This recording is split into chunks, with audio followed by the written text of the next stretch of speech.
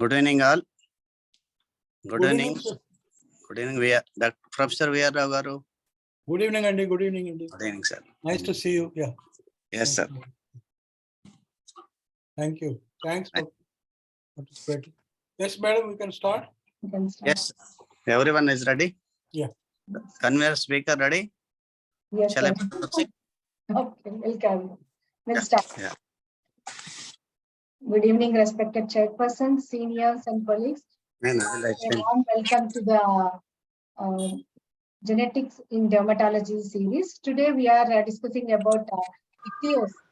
So, just an introduction to the ichthyosis followed by 2 case reports. So, good evening, all. I welcome to this session of 7th session of webinar series on genetics in dermatology, which is being conducted by Genome Foundation, Hyderabad. There are quite large number of genodermatosis we come across in our day-to-day practice. Today we are going to discuss on ichthyosis and genetics. I welcome Dr. N. Ramesh, President, Dr. Janardhan, General Secretary, Dr. Satyasri, Treasurer, to this webinar series. And I welcome Dr. Professor V.R. Rao garu and Dr. A.S. Kumar. A.S. Kumar, sir, Professor and Moderator, Chairperson of this session. And others, I welcome other speakers, our PGs, postgraduate students, Sakshi and Dhanusri. Today, so as time is not there, so Dr. Sudhavani, first speaker, is going to talk on ichthyosis and clinical manifestations. Welcome, Dr. Sudhavani. Thank you, sir. So, ichthyosis are a heterogeneous group of disorders with both inherited and acquired forms. So, the clinical presentation and pattern of inheritance and laboratory evaluation to a certain extent gives us for the prognosis and also for the treatment prognosis and also for the genetic evaluation. So, coming to the congenital ichthyosis is a collective name for a group of monogenetic disorders of cornification and sometimes associated with systemic symptoms. So there may be an abnormal quality or quantity of scale produced and abnormal thickness of the stratum corneum or abnormal keratinocyte kinetics, often associated with skin inflammation. So pruritus, skin sensitivity, ectropion, and anhidrosis are sometimes associated with the rare types of ichthyosis. So there are syndromic and non-syndromic forms of ichthyosis. These non-syndromic forms of inherited ichthyosis are common ichthyosis like ichthyosis vulgaris and X-linked recessive ichthyosis, which is a non-syndromic presentation is also there. And autosomal recessive congenital ichthyosis are there. In that, again, major types and minor variants. Major are Harlequin ichthyosis and lamellar ichthyosis and congenital ichthyosiform erythroderma. And minor variants are self-healing collagen baby and acral self-healing collagen baby syndrome and bathing suit ichthyosis. And coming to keratopathic ichthyosis, again, major and minor variants are there, and other forms of loricrine keratoderma and erythrokeratoderma variabilis like peeling skin disease. These are all comes under non-syndromic forms of inherited ichthyosis. Coming to the syndromic forms, X-linked ichthyosis. This is one syndrome where syndromic presentation contains ichthyosis follicularis, atrichia, and photophobia syndrome, and Conradi-Neumann-Happel syndrome is there.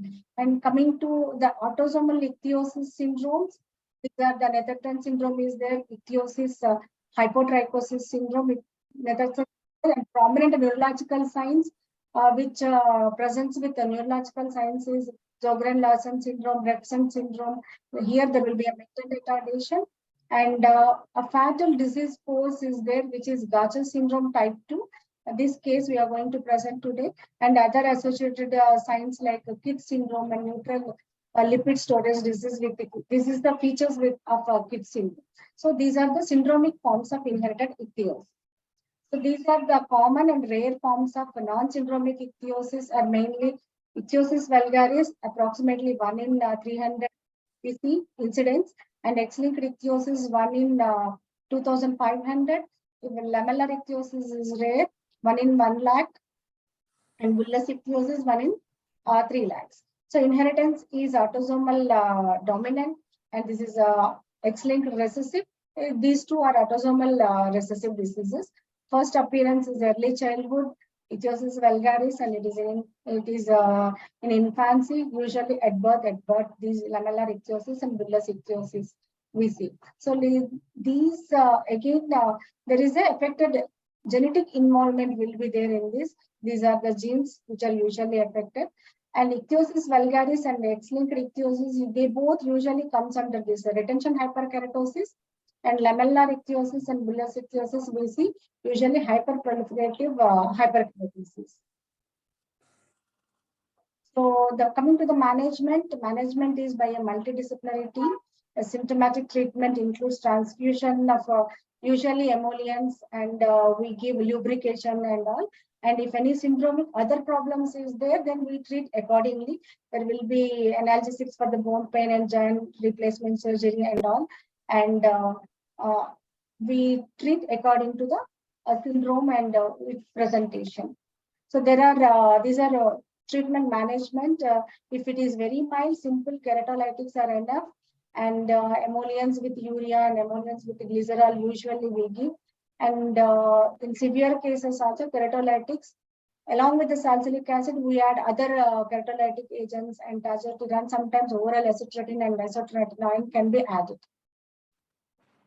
So coming to the therapy at present, there is no curative therapy for ichthyosis. The current therapies are tedious, only moderately effective, and they involve significant considerations support the attempt to develop more experimental treatments. So including cutaneous gene transfer, which help this group of patients. So it should at least in theory be possible to silence a mutated keratin allele by applying RNAi technology, because they have to use this for the lifelong. So most of us they look for gene therapy. So either in vivo gene therapy is possible.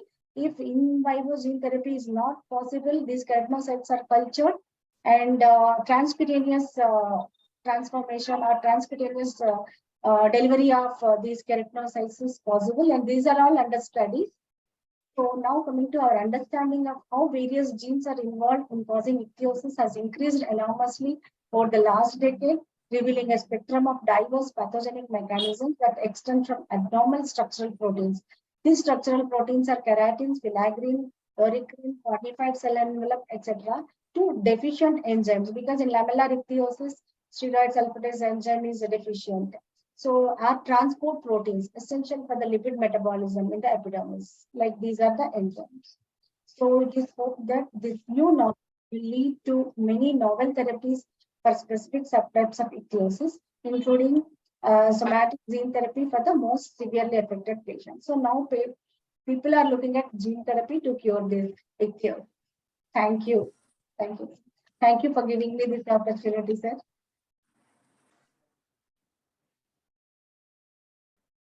Who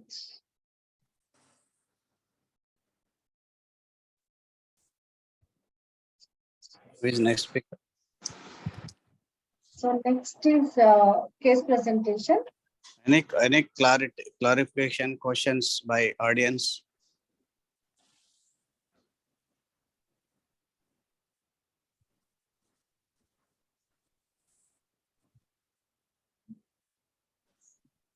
Only 26 delegates are login. Our pages have not login. That's Sudha. Sir. So we will go to the next. So next I will call upon Dr. Sakshi Janabandhu. She is going to speak on lamellar ichthyosis. Dr. Sakshi, you can present your. Yes, sir. Yes.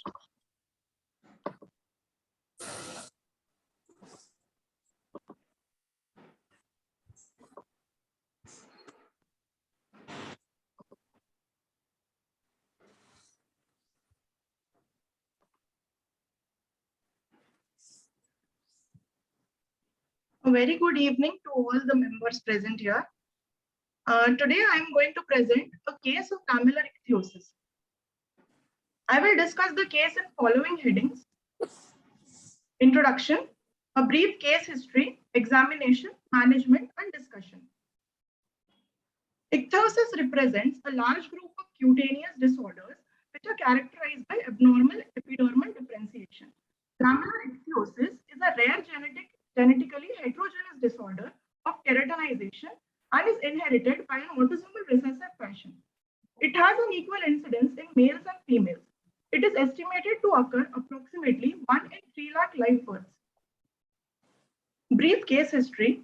A 16-week-old male child born out of non-consanguineous marriage was brought by parents to the Department of DVL with the chief complaints of dark-colored, rough scales all over the body and outward turning of both upper and lower eyelids since birth.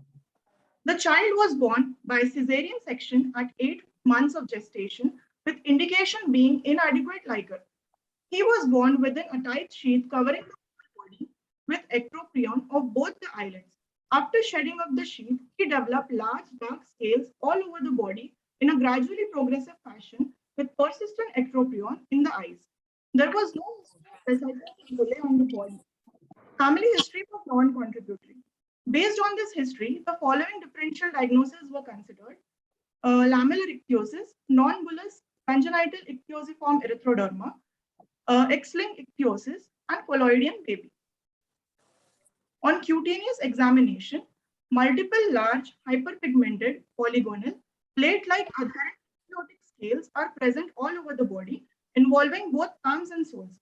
Cicatricial ectropion is present, involving bilateral upper and lower eyelids. Marked xerosis of the scalp is present. Perioral xerosis is present. Teeth, hair, and nails are normal. No other systemic involvement is present. Based on the history and clinical examination, diagnosis of lamellar ichthyosis was made. However, further genetic evaluation should be done. This is the clinical image of the baby. We can see there are multiple large polygonal plate-like adherent scales which are present all over the body. There is bilateral cicatricial ectropion that is seen, as well as there is generalized dryness and xerosis present on the scalp as well as on the face. Management includes general care. We should avoid strong drying soaps. Mild soaps or soap-free cleansing is recommended. Avoidance of unnecessary exposure to cold and hot climates, as there is a potential for heat intolerance and heat stroke. Frequent showering with immediate application of emollient should be done. Local care with emollients, we should do maintaining hydration with creams and ointments like Vaseline, liquid paraffin, and glycerin. These agents should be applied immediately after washing with water without allowing the skin to dry. Hydrating agents like 10 to 20% of topical urea, 40 to 60% solution of propylene glycol in water can be used. Keratolytics like 5 to 15% lactic acid and salicylic acid can be used. European guidelines recommend avoidance of salicylic acid for children less than 2 years of age and urea more than equal to 10% in children less than 1 year of age. Topical retinoids like retinoic acid and tazolidine can be used. Topical calcipotriol can be used. Topical antibiotics the fissures to prevent infection. Antiseptics can be used to control odor as well as it acts as an antimicrobial. Systemic care involves, in severe cases of lamellar ichthyosis, systemic retinoids that like acitretin, 0.5 to 1 milligram per kg per day is tried. In cases of non-responders, maximum dose of 2 milligram per kg per day can be considered.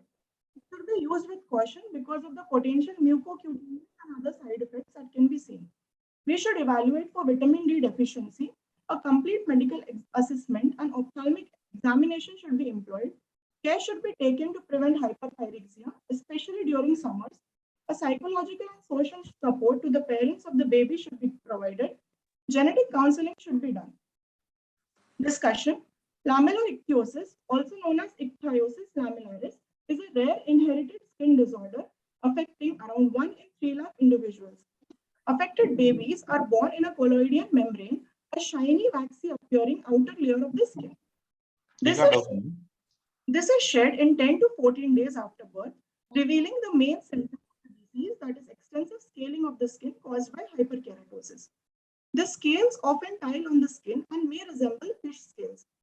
Scales are accentuated in flexural areas as well as on the forehead and lower extremities. Eclabium, and scarring alopecia of the scalp is often observed.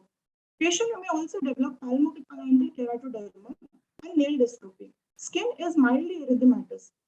Severe heat intolerance, hyperpyrexia, and heat exhaustion are experienced by many patients during summer months and during physical exertion, as there is obstruction of the eccrine sweat glands ducts by this thick hyperkeratosis. Palmoplantar keratoderma is common, and the nails may be curved or beaked. In severe cases, there may be intermittent shedding of the scaly skin. Some may develop limited joint mobility, contractures, and sclerodactyly. It is an unremittingly severe disorder throughout life, resulting in erythematous patches and painful fissures. As it is an autosomal recessive disorder, both the parents must carry one copy of the defective gene in order to have the child born with the disorder. Transglutaminase 1 critically contributes to the assembly of the cornified envelope by catalyzing calcium-dependent cross-linking of proteins such as involucrin, lauriskrin, proline-rich proteins, and by binding of omega hydroxyl ceramides to proteins such as involucrin, thus connecting the lipid envelope with the cornified envelope. In lamellar ichthyosis, there is defect in transglutaminase 1 gene or absent transglutaminase activity. It can also be associated with other gene defects like NIPAL4, LOX12B, ABCA12, PNPLA1, CRS3, LIPH, loci on 12p11.2 Q13. This is the summary of various ichthyosis, which I'll tell one by one. In ichthyosis vulgaris, it is generally an autosomal dominant condition, which is of mild severity. It is a defect in filaggrin protein, and the area affected is all over the body. It generally occurs after 3 to 12 months of age. It generally spares the flexural area and the face. Fine scales are seen, which improve and the clinical features improve in summer. The treatment is only emollients, and the prognosis is usually good. In X-linked ichthyosis, is generally inherited by an X-linked recessive fashion.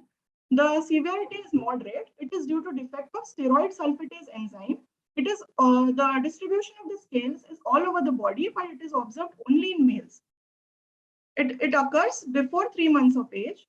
It spares the palms and soles, and other features like scaling. Scales are black and brown. Eye involvement is seen. Also, cryptorchidism is seen. Treatments is by emollients, and the prognosis is good. In lamellar ichthyosis, it is an autosomal recessive disorder with a high severity. The defect include transglutaminase 1 gene. It includes all of the body, and it is very severe, involving the flexures, neck, face, scalp, palms, and soles. There is a history of collodion sheath at birth, and no area is spared. It involves the entire body, and the scales are largely polygonal, plate-like, and ectropion and eclabium is present.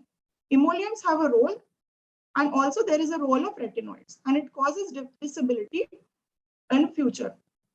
Epidermolytic hyperkeratosis, that is bullous ichthyosis, it is an autosomal dominant condition which becomes less severe with age. There is defect in abnormal distribution of the keratinocytes. It occurs all over the body. There are bullae and hyperkeratotic lesions over the knees and elbows, and keratoderma is present. Then at birth, there is bullae present and erythroderma is present. It also involves the entire body. There is erythroderma seen, and systemic retinoids, systemic and oral retinoids and antibiotics have been tried, but it becomes less severe with age. Thank you. I would like to thank my HOD, Dr. A. Venkatakrishna sir, HOD of Osmania Medical College, and Dr. Sudhavani madam, Associate Professor, Osmania Medical College, for giving me this opportunity. Thank you.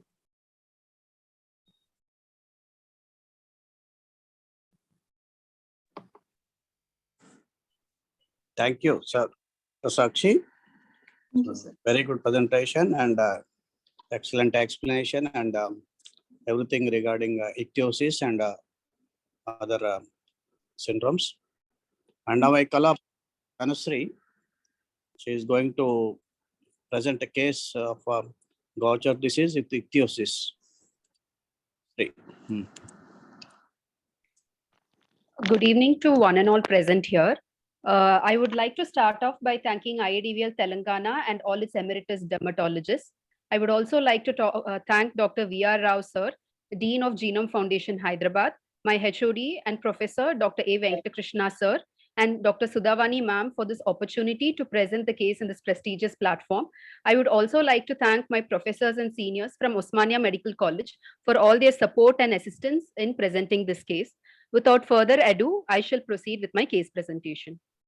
So my case for today is a case of colloidal baby with Gaucher's disease. I will give a brief overview, introduction, case history, examination. Then I shall go into the genetic study, management, and discussion. Gaucher's disease is a glycolipid storage disease caused by glucosyl ceramidase accumulation in macrophages and monocytes. It can be divided into 3 phenotypes: type 1 or non-neuropathic, type 2 acute neuropathic, or type 3 subacute neuropathic. Sorry, Gaucher's, Dhanashree, your slides are not visible. okay. And make it PowerPoint.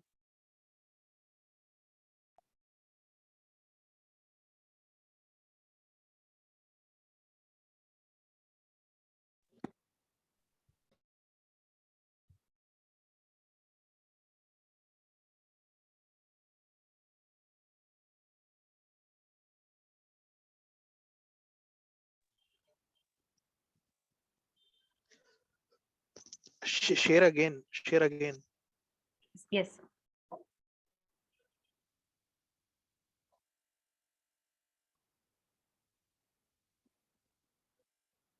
Is it visible now? No, cancel sharing first, then again share again. Yes.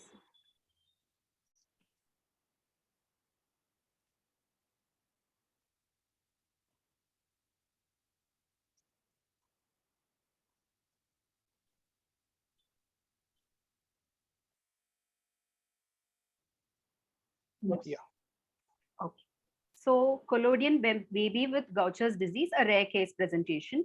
A brief overview, introduction, case history, examination, then genetic study, management, and discussion. Introduction. Gaucher's disease is a glycolipid storage disease caused by glucosyl ceramide accumulation in macrophages and monocytes. It can be divided into 3 phenotypes: type 1 non-neuropathic, type 2 acute neuropathic, and type 3 subacute neuropathic. It is characterized by failure to thrive, hepatosplenomegaly, joint contractures, respiratory failure, and mainly neurological complications like myoclonus, seizures, chorioathetosis, and spasticity. Affected patients usually die within the first 2 years of life. Some of these neonates present with a collodion baby phenotype at birth.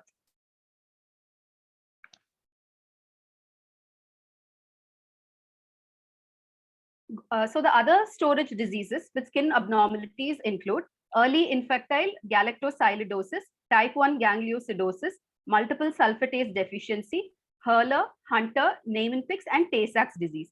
Some of these skin abnormalities include dry skin, ichthyosis, hypopigmentation, telangiectasias, and extended Mongolian spots.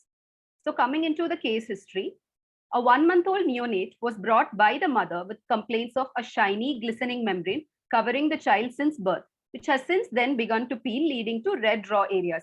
History of fast breathing, abnormal cry, poor feeding, stiff limbs present. The child had normal bowel and bladder habits. Antenatal history. There was no history of oligohydramnios, polyhydramnios, or pregnancy-induced hypertension. The child was a full-term male child born to consanguineous parents via LSCS. Apgar score at 1, 10, and 20 minutes was 5, 8, and 8. Birth weight was 2.5 kgs. So this is the pedigree chart. This arrow indicates the index case, that is the child under study. The child had the disease under consideration and passed away at 8 weeks of life. His elder sibling, a male sibling, also died at 20 days of life. The 2 children were born to a 3rd-degree consanguineous marriage. There was also history of ichthyosis present in other family members, but the exact details were not available. Examination findings. The child was afebrile, tachycardic and tachypneic weak cry was present. On cutaneous examination, a shiny parchment-like membrane encasing the bilateral lower limbs, upper limbs, and face, which is cracked and getting detached over the abdomen, thighs, and flexures is seen. Desquamation over skin creases and face, leaving behind erythematous erosions, was seen. So in this slide, we are better able to appreciate the parchment-like membrane covering the upper limbs, the face, and the lower limbs. And we are able to see that the collodion membrane over the abdomen has started to crack and leaving behind erosions over the flexures. Other findings included dysmorphic faces. The mouth was always open, and this was also noted by the parents. The child had a flat nasal bridge, low set ears, and a divergent squint. Hepatosplenomegaly was present, and increased flexor tone of bilateral upper limbs and lower limbs was also present. Genetic study. Exome depth version 1.1.10 was used to detect targeted sequence data. A homozygous missense variation in exon 6 of the GBA gene that results in the amino acid substitution of asparagine for aspartic acid at codon 180 was detected. Mutations in the GBA gene have been reported in patients with Gaucher's disease with ichthyosis phenotype 17. So a diagnosis of Gaucher's disease type 2 with collodion membrane was made. So a detailed genetic study. The gene transcript was GBA, complete absence of the gene, ENTS 327.9, located at exon 6. The variant was aspartate replaced by asparagine, homozygous autosomal recessive condition. So management of this child. This child was in hospice. Morphine was given for comfort care. 2 hourly formula feeds were given. Temperature maintenance, sponge bath was given. Bland emollients and zinc oxide barrier cream was used. Mupirocin ointment was used over raw areas and physiotherapy was also done. At the time of birth and following the results of genetic study, the family members were counseled regarding the poor prognosis and life-limiting nature of the disease. Unfortunately, the child passed away by 8 weeks of age. They were also counseled regarding the necessity of genetic testing of both parents to confirm the segregation of mutation and prenatal testing of any future pregnancy. Discussion.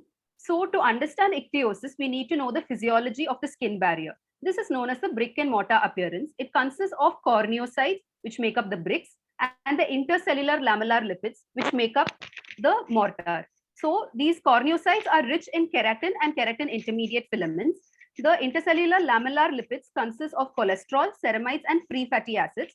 There is also the cornified envelope, which consists of proteins such as involucrin, keratohyalin, loricrin, elafin, and envelope-lakin. There is also transglutaminase 1, which is used to cross-link the cornified envelope protein. So these intercellular laminar lipids, they are derived from lamellar granules, also known as the Odlin granules. They are aggregated between the stratum granulosum and the stratum corneum. And under the influence of enzymes such as lipases and glycosidase, they release their contents, which convert the pre-barrier lipids into barrier lipids. So these lamellar bodies, as I mentioned, contain glucoses, ceramides, and phospholipids cleaved by the specific enzyme glucocerebrosidase and sphingomyelinase to release ceramides and free fatty acids. Ceramides are a major component of the stratum corneum and composed of 40% of its total lipids. They form the intercellular lamellar membrane between corneocytes in the stratum corneum. In the pathogenesis, we see that pH gradient of the stratum corneum must be maintained between 7.4 to 5, which is essential for the enzymatic activity of glucocerebrosidase to function. Any disturbance in the epidermal barrier in disease, this is like ichthyosis vulgaris, leads to increased pH and impaired glucocerebrosidase function. So coming to Gaucher's disease, it encompasses a continuum of clinical findings from a perinatal lethal type to an asymptomatic type. And all this is because of deficiency of glucocerebrosidase enzyme. The 3 major clinical types are 1, 2, 3, and there are 2 other subtypes, the perinatal lethal type and the cardiovascular type. So we see here type 1, which may even be asymptomatic, or as it goes into type 2, we see that more visceral symptoms, skeletal symptoms predominate. And by the time it comes to type 2, there is either hydrops fetalis, death in utero, or the child may be born with severe neurological symptoms.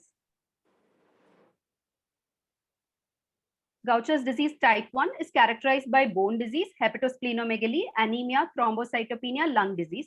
The important point to note here is the absence of primary central nervous system disease.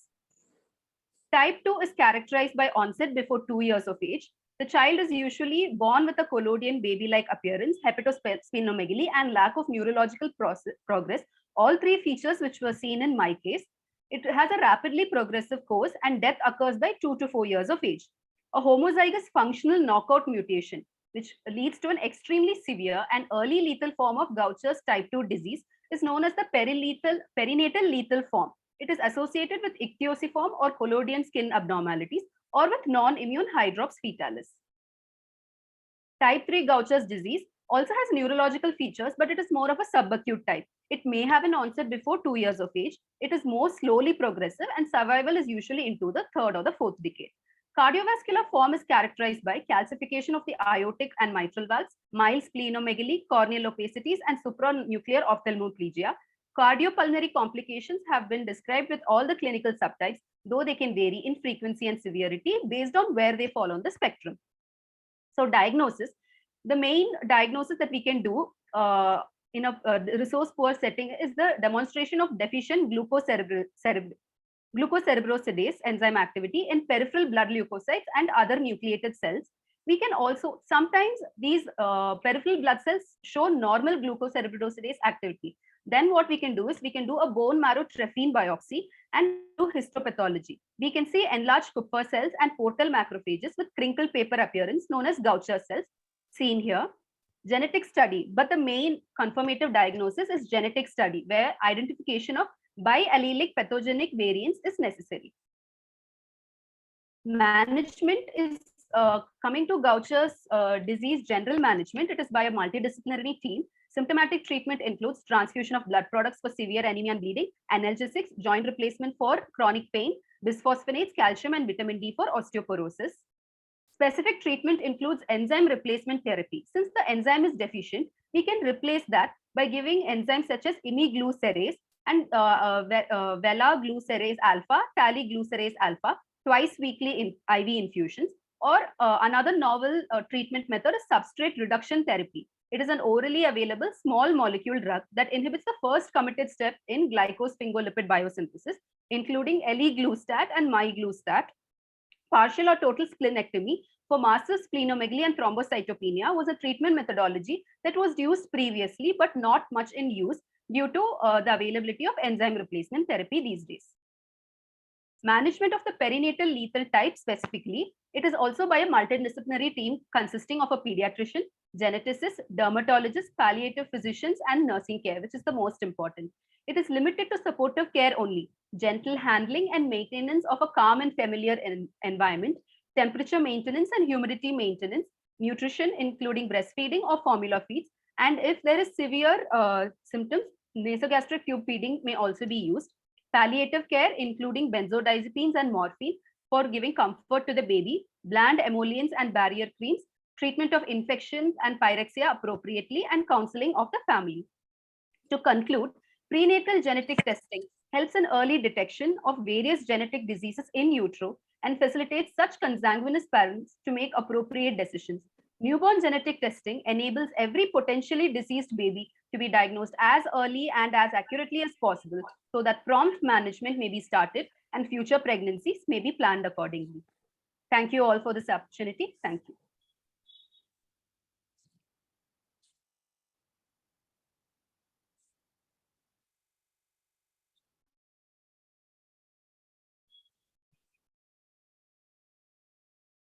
Very well presented, Tanushree. A good presentation. Any questions from the audience?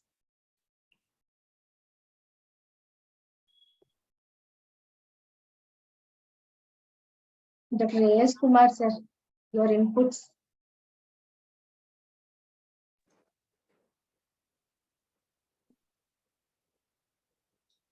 Yeah, good case presentation. What I suggest is that we can, instead of individual, I don't think the follow-up is, how long was the follow-up? Did you follow the case for some time? Sir, the child presented to us at 1 month of age. Yeah. when we did go for follow-up, we learned that the child had unfortunately passed away by 8 weeks of age, sir. Yeah. At 2 months of age, the child had passed away because of the lethal nature of the disease, sir. Yeah, that's what I expected. That's what I wanted to know. Because it's theoretically we say we can do this, that. Practically is very little. So my idea is to start with the simplest ichthyosis to the rarest. Now that what you have told us is the rarest form, which little can be done. But doesn't mean that we should ignore it. You have to carefully examine, add to the literature and publish it. So Yes. every case needs publication because that adds to the literature. So a feature which is regular or unusual also helps in diagnosis for future publications. Then of course, what major thing that needed is that parents may ask, what next? What about the next? So that's where Professor Rao will come. That's why I wanted genetic implication. You and I or Sudha have no time for telling all the genetic counseling. So Gene Foundation is involved in this. We as a clinicians, we can do only this much. The further will be done by Professor Rao. I think Professor Rao will intervene now. Yes, doctor. This particular case, the parents are available, okay, and you can send them to us, okay. And the targeted mutation, which you have pointed out, it is cost effective, not much cost involved. Okay? Even though they must be poor parents, okay, we can help them. Okay, even PND we can take care of. Amniotic fluid testing or CV testing, all this follow-up will be there in Genome Foundation. We have gynecologists, we have geneticists, we have other experts. We can deal this case. If you have any contact number of the parents, please tell them to meet us. Yes, Okay? sir. Sure, sir. Cost will be taken care. Thank you, sir. Thank you. Sir, only syndromes are even in ichthyosis cases also you're doing, sir?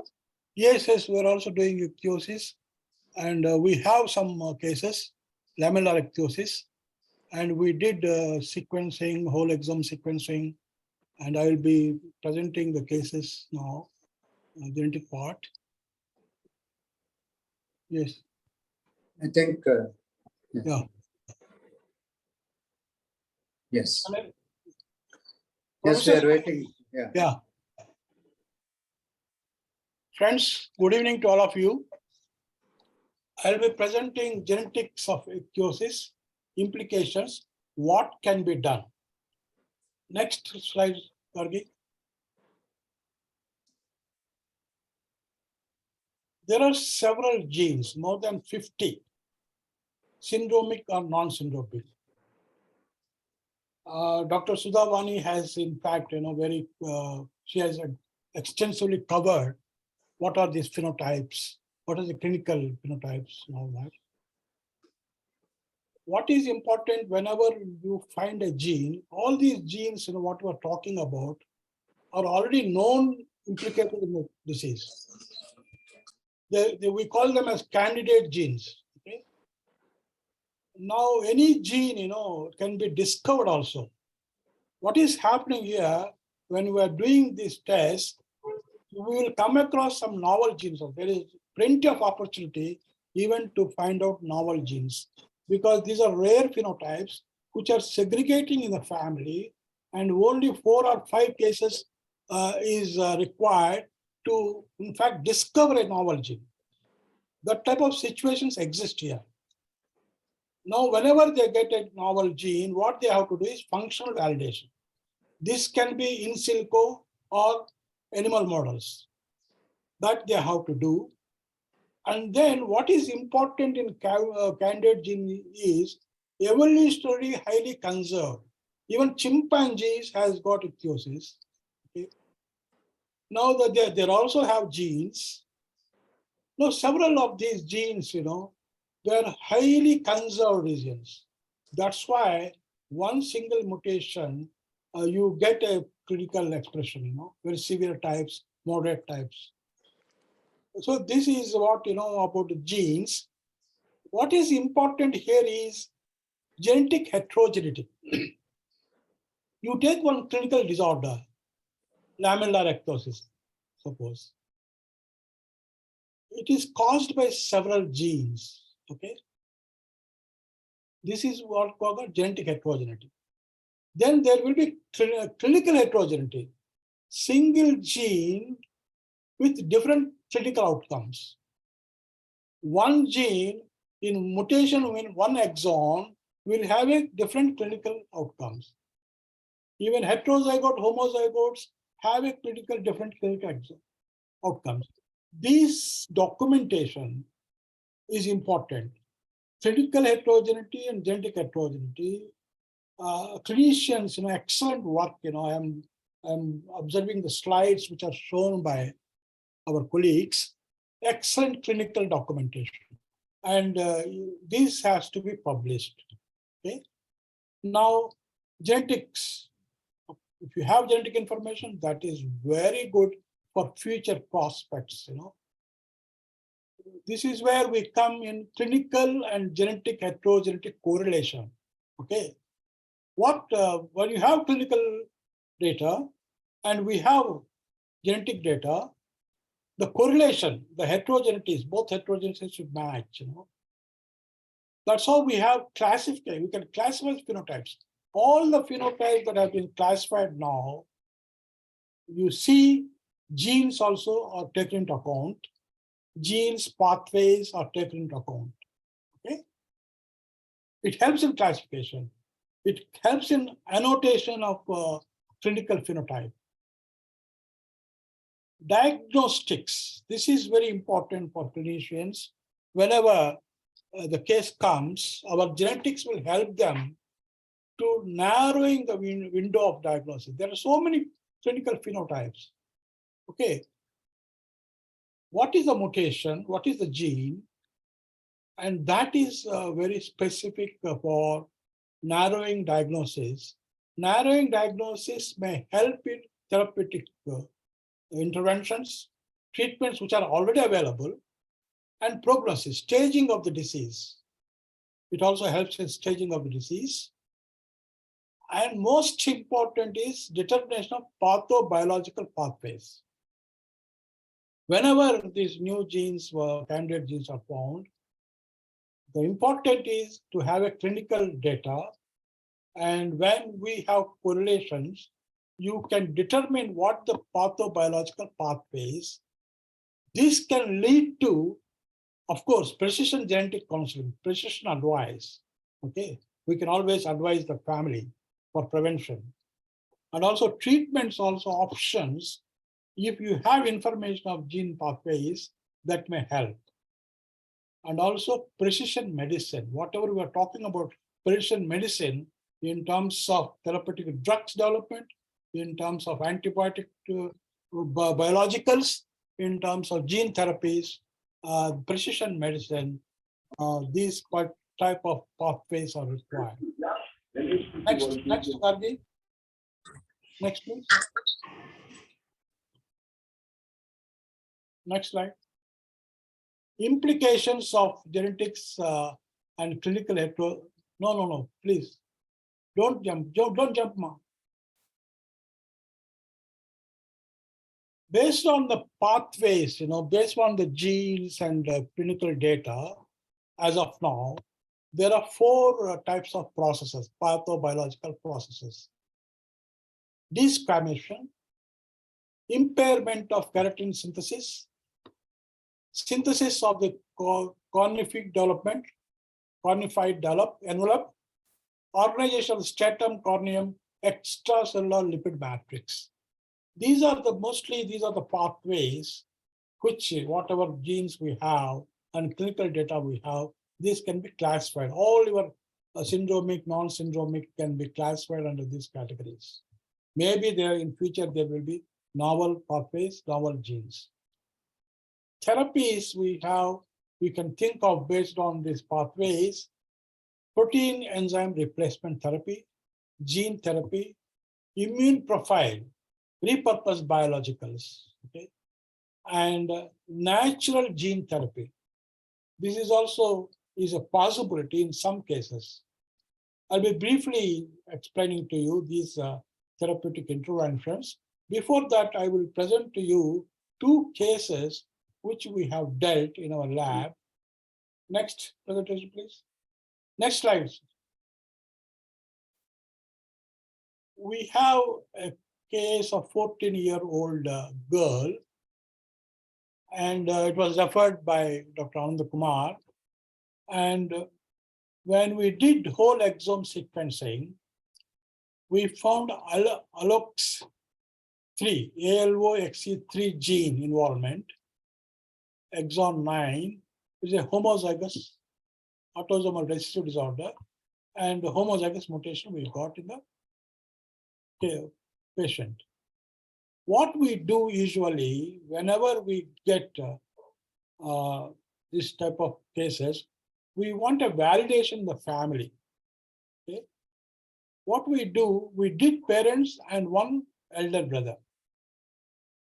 Both parents are heterozygous and the elder brother also heterozygous. Now there is a possibility for us to counsel the family about if they have any plans of future pregnancy. And the elder brother, who is heterozygous, they should, in fact, take care whenever they are arranging for arranged marriages, whatever. We are not restraining them for testing the girl and get married. That is not the advice. What we advise them is that whenever she gets pregnant, please take this report to the gynecologist. Okay? In that way, the gynecologist can see there is a carrier here, husband is carrier, the wife can be tested for the same mutation, and the pregnancy can be ruled out, PND, by prenatal diagnosis. If necessary, she can go for PND, and the fetus is at risk, it can be aborted. This type of advice is possible because almost all the parents are receptive. They're educated, and in some cases, maybe they are not educated. But what I found, in fact, a lot of trauma, as our young colleagues were telling, a lot of trauma in the family. Okay? And stigmatization, social stigmatization. But when I talked about genetics, I talked about evolution, okay? How this gene has come from different eons, like the chimpanzees and all. I will explain the evolutionary history, That broadens their mindset. Okay. Then they realize there is something, everybody is abnormal. I used to tell them, everybody is abnormal, but by chance, this has happened, but it can be managed, it can be controlled. And also I give them hope of genetics. You see, genetics that is being, now we are discussing, may completely change another 1 year. Gene therapies, the way they are progressing, okay? Lot of activity, lot of drug developments. If you see the clinical trials, websites, you find lot of clinical trials are going on, okay? Even gene therapies, clinical trials. So there is a hope. If this girl is only 14 years, another 2 years or 3 years, there must be a solution for this. What is important, what we believe in Genome Foundation is to keep in touch with these families.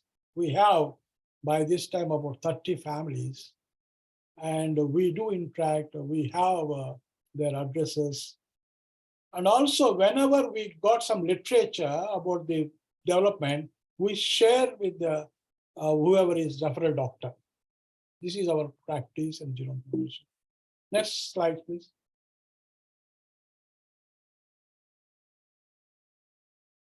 This is another case of lamellar ichthyosis, clinically suspected.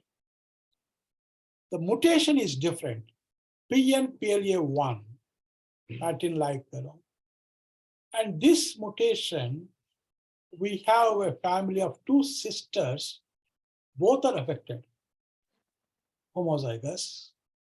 parents, the mother was not available at that time, we had father's sample tested and we got heterozygous. This is a validation for us. This mutation is segregating in the family. We also inquire about relatives who are at risk, And this couple, I have discussed with them lengthy discussions. They said they don't want to go any for future pregnancies. Okay, they are not planning. They are already traumatized. No, sir, we won't attempt for any pregnancies, but we are managing. We would like to manage our children. Then same, the parents are very positive. And what has happened in this particular mutation, when we look at the literature, a lot of activity in this particular mutation, particular gene, okay, for enzyme replacement type of efforts. Even plant sources, there's a lot of activity, and maybe another 2 years or 3 years, it will be available. Therapy will be available. And when I spoke to the doctor who has referred to me, and I also shared the publications, and he said that ceramics creams are available in the market. Okay, such type of what I told, precision intervention, available options of several medicine indications, it may guide us. Next. Gargi, next.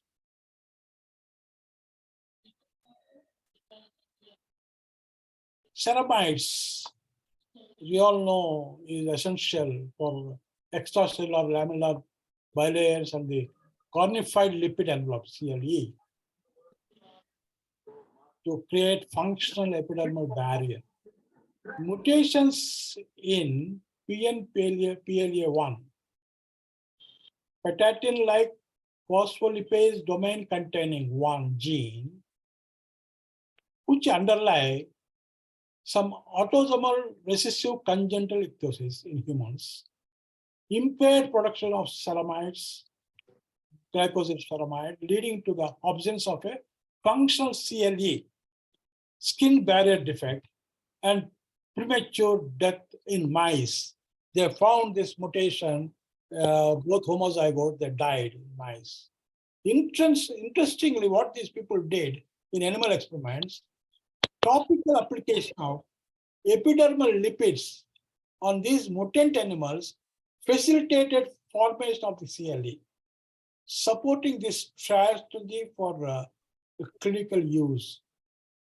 What they're talking precisely about, skin wraps, okay?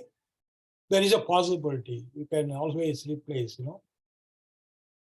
And human experiments, still there are, they have not yet, I have not seen any publications, but I see a lot of phyto-derived ceramides in animals and, plant-derived in improving epidermal barrier function. This also extensively researched topic. And also there are drugs, creams, okay. I have no idea how many of our clinician dermatologists are using such type of, ceramides for particular mutation-specific type of clinical expressions. Yes, Gargi. Next, please.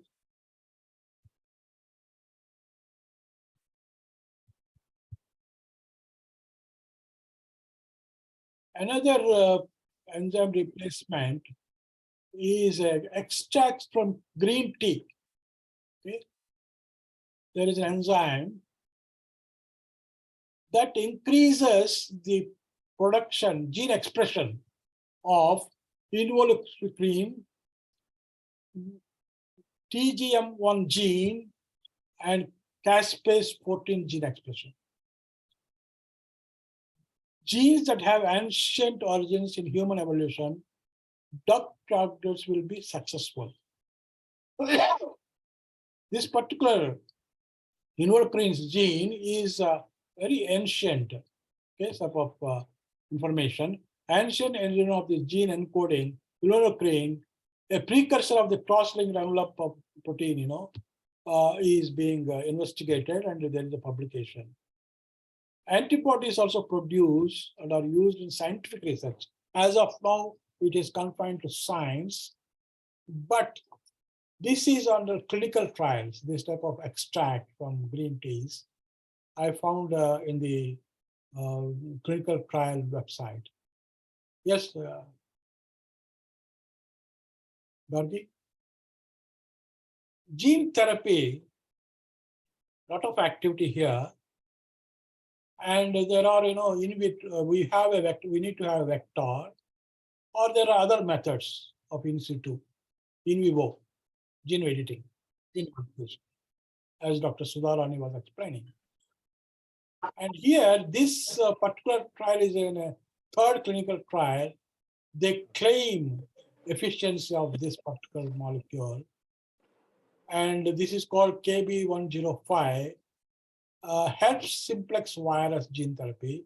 They take the virus and they remove all those toxic replicative defects of the virus.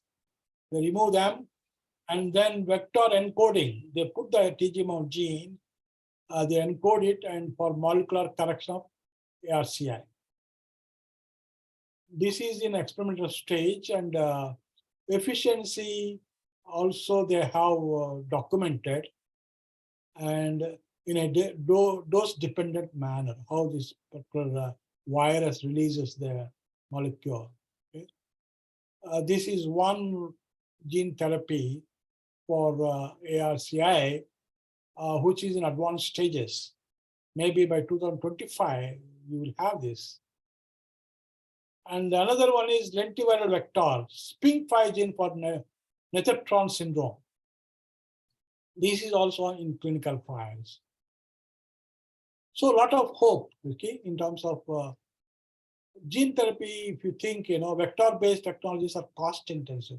One problem with gene therapies is these vector-based technologies are cost intensive.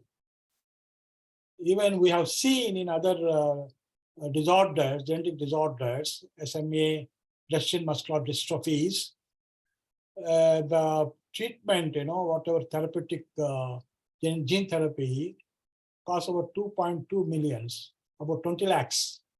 Okay.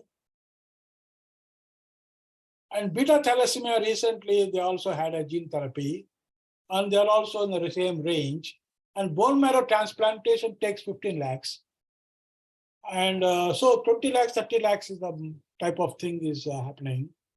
But for countries like us, there is a hope. CRISPR-Cas9 gene editing, in vivo gene editing, mRNA-based technologies, they are amenable to laboratories, okay, which are medium range. They're medium range laboratories. We have a good genetic lab, and will be amenable for wider adoption, and will be cost effective. Even in this vector-based technologies, now you see a lot of companies, competitiveness has come there. A lot of companies, they are announcing their trials. So there is a possibility there also, the cost may come down. But CRISPR-Cas9 gene editing, almost, it is fine tuning is going on, fine tuning. Okay, it has to be universal application, and locally you have some gene problem, you will be able to solve your own problem. Such type of a universal application, and this, if it comes another 2 to 3 years or 5 years, a lot of hope for third world countries. So in the end, what I would like to share with you all is that there is hope. Okay, the patients which we see, we can always tell them, you can discuss this research. I discuss frankly with this research, okay, and see that they're all benefited. biological repurposive therapies we do have. Inflammation is one thing, which they are identifying specific inflammation markers in ichthyosis, and they target those markers, and they do have antibodies. And this being already it is a clinical practice, but sometimes validation and these things are going on. But they hear about 2023, another biological. So there is a plenty of opportunity here also. And the targets here are IL-12 and IL-23. And so this type of inroads into therapies you can find, and there is a lot of plenty of opportunities. Yes, Gargi. Next.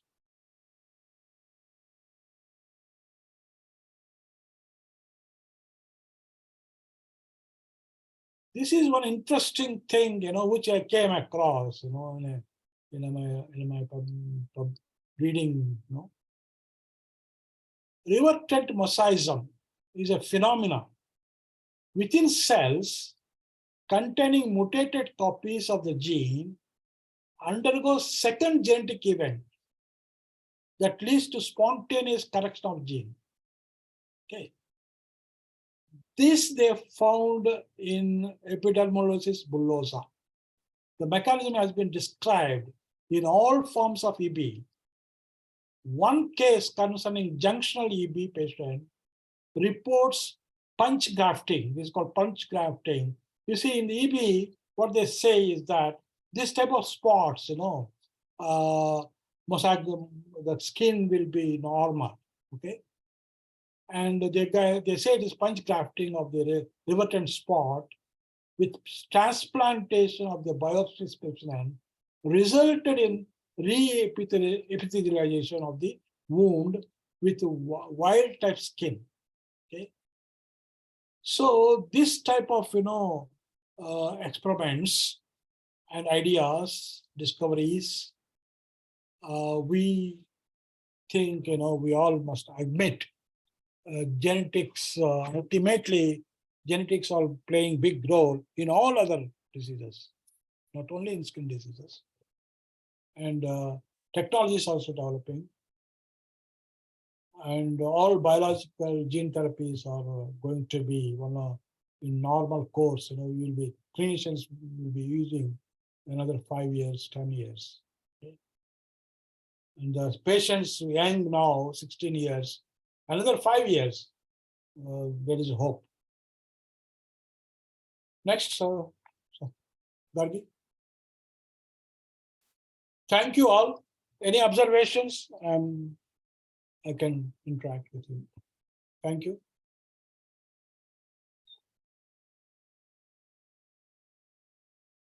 Yes, please. Sir, good evening. Good evening. I am Dr. Sharat Chandra from Mahbub Nagar. Yes, Dr. Sharat Chandra. Hello. Yes, Dr. Sharat Chandra. Good evening. Hello. Dr. Sharat Chandra, good evening. Sir, am I audible? Yes, you are audible. Yes, Dr. Sharat Hello. Chandra. Yes.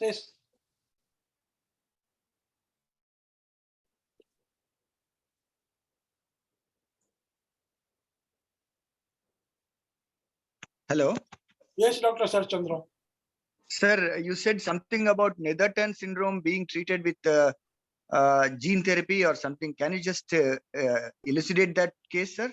Yes, this is experimental stage, in if you visit clinical trials, okay, website is there, clinical trials website, USA. Okay. Our Indian clinical trials also website is there. But lot of gene therapies are all, it is all, you get information there in USA. Okay. They have a vector. What I told you is the vector, vector which carries the gene into the body. Okay. And that experiments are going on. If you want to know a link to this, I can share with you. Okay. And beyond that, I may not be able to explain to you. What we know is that vectors, there are two ways of doing gene therapy. One is you need to have a vector which carries your gene, normal gene into the body. And it has to go exactly there where you want. Okay. That is a tricky thing and a lot of very cost intensive. Companies are doing that. CRISPR-Cas9 is, in situ, within the, you can in vivo editing. This is really promising.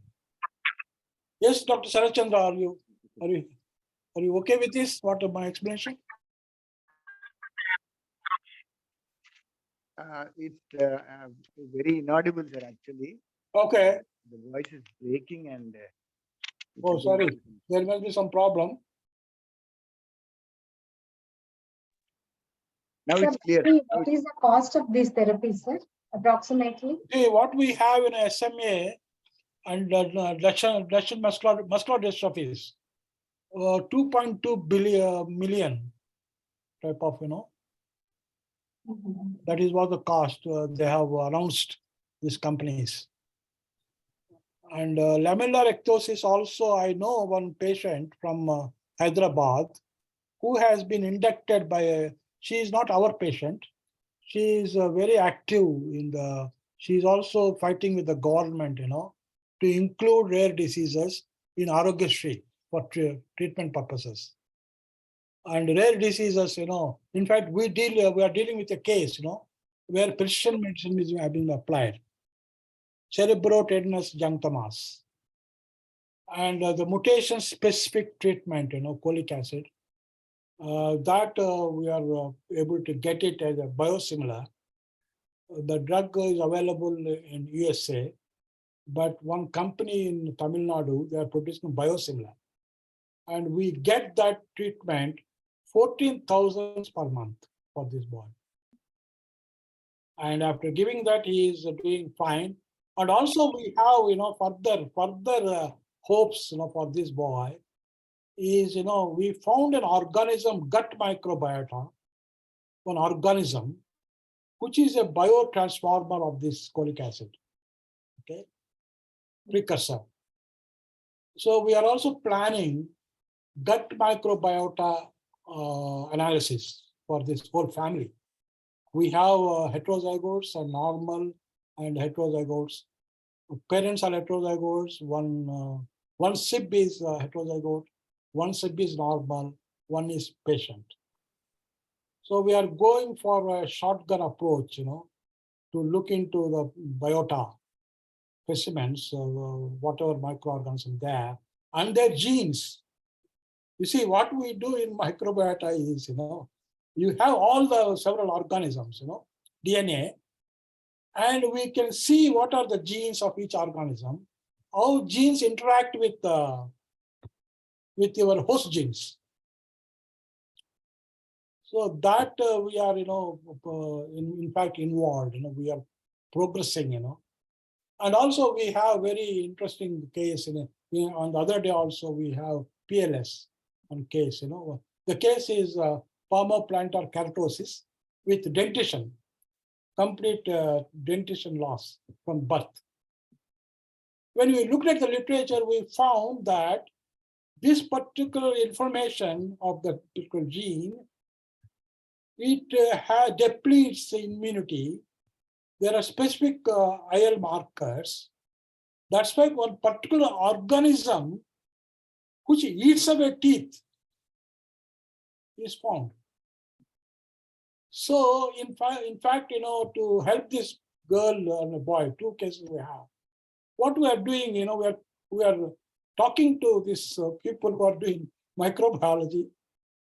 People, it's only, a lot of opportunities, in terms of this Google and all, contacts.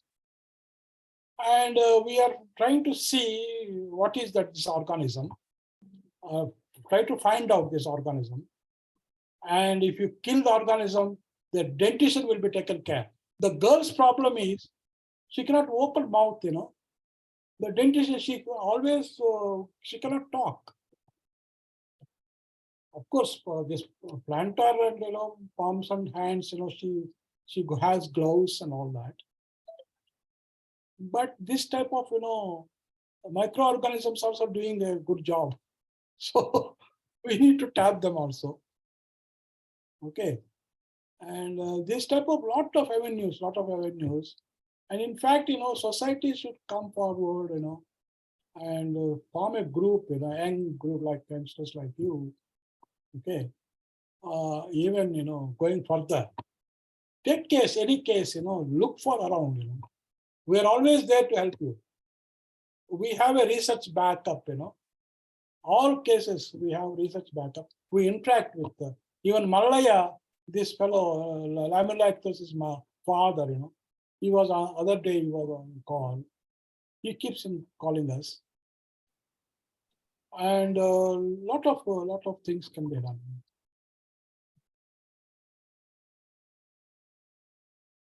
Yes. Thank you, sir. Yes. Thank you. Any questions?